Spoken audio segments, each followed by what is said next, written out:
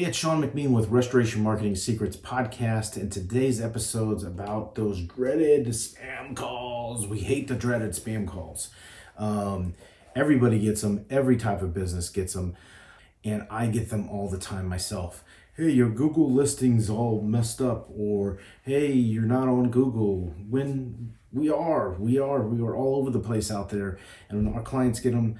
And so we're going to share with you some ways that you can combat these spam calls and get in front of them. This isn't just any podcast. This is your secret weapon for dominating the market. This is the Restoration Marketing Secrets Podcast, and this is your host, Sean McMean.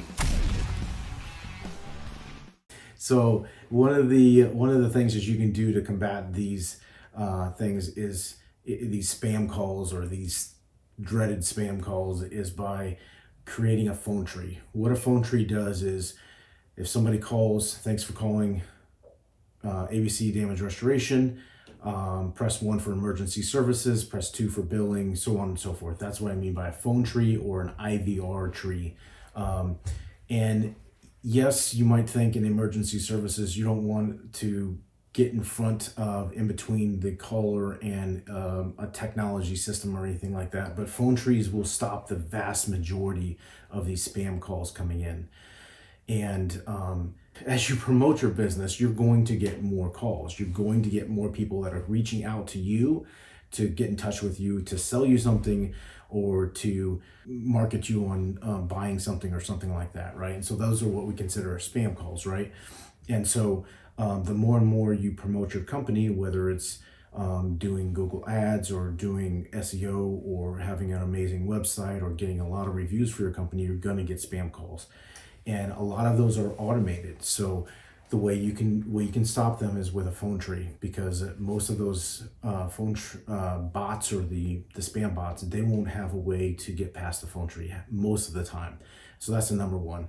The number two is set yourself up a call tracking system. Use call tracking numbers. And so in those call tracking numbers, it's a number before your main office number. So let's say you have a Verizon business line in your office or a Ring Central line.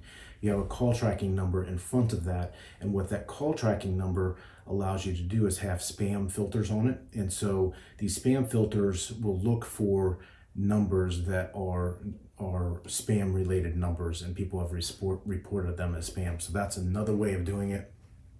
And we get not only spam phone calls, but we get spam emails. Make sure you have a professional email service.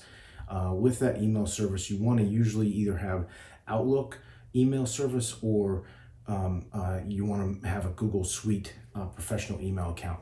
If you have the free services, you're going to get more spam, and or if you have a generic email in system, you're going to get more spam through there.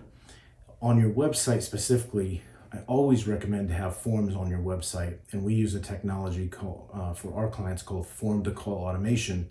And what that does is when somebody fills out a form on the website, that our technology will take that form and call your office, and it'll read back to you what was submitted on the form, and you can press 1 to connect to them. You want to make sure you have some spam guards on those types of forms, whether you have called form to call automation or not. You want to make sure you have what's called a Captcha or a Google Captcha, where you have to humanly check or put like some sort of validation in there. Make sure you have that on all your forms on your website to help prevent these spam calls from happening, because there's nothing more annoying than a spam call or a robot calling you and then a human trying to talk with you on the back end.